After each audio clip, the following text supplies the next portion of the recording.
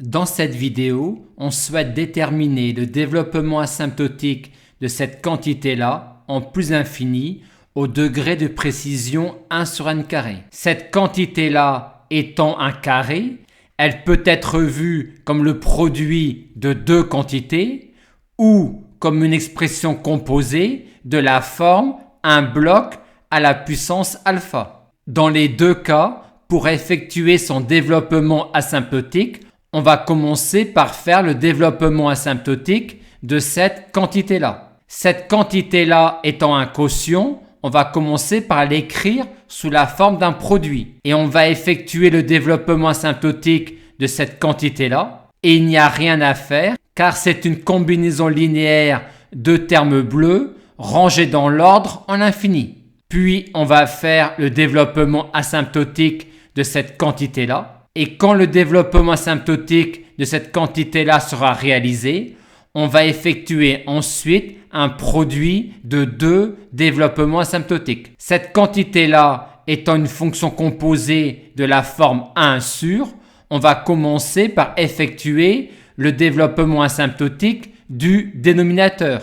Mais comme c'est une combinaison linéaire de termes bleus rangés dans l'ordre en plus infini, il est déjà fait. On lance alors notre protocole pour effectuer le développement asymptotique d'une fonction composée. Question 1. A-t-on réalisé le développement asymptotique de ce qu'il y a à l'intérieur? On vient de répondre oui. Question 2.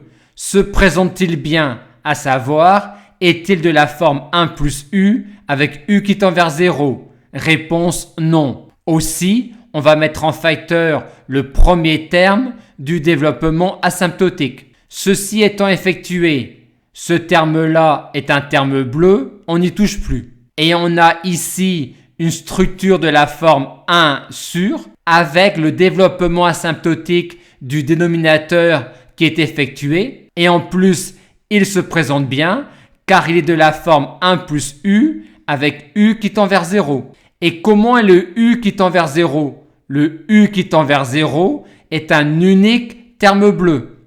On peut donc appliquer brutalement le dl en 0 de 1 sur 1 plus u.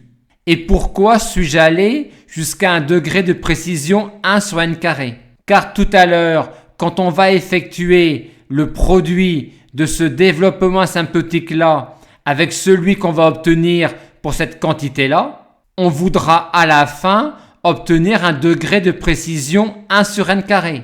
Or, le degré de précision que l'on aura en effectuant le produit sera obtenu en effectuant ce produit-là. Il faut donc qu'ici, j'ai un petit taux de 1 sur n3, ce que j'obtiens bien en multipliant cela par 1 sur 4n. Il nous reste maintenant à effectuer le produit de ces deux développements asymptotiques-là. On commence par vérifier qu'ils sont bien écrits dans l'ordre en l'infini.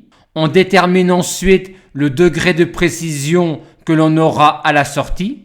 Il est obtenu en effectuant le produit de ce terme-là avec ce terme-là, ce qui nous donne bien un petit taux de 1 sur n carré. Et pour obtenir les termes qui sont ici, on multiplie entre eux chacun de ces termes-là avec chacun de ces termes-là, en ne gardant pas les termes qui rentrent dans la poubelle petit taux de 1 sur n carré.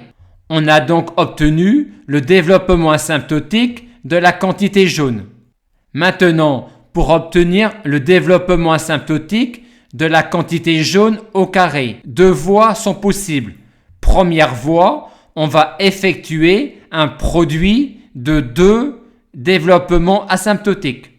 Pour cela, on commence par déterminer la poubelle petit taux qu'on aura à la sortie.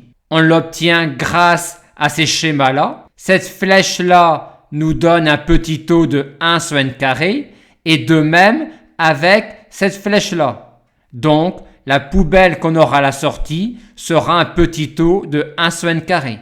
Ensuite, on multiplie chacun de ces termes-là avec chacun de ces termes-là, ce qui revient à élever au carré cette quantité-là, et on ne garde que les termes qui ne rentrent pas dans la poubelle petit taux de 1 sur n carré.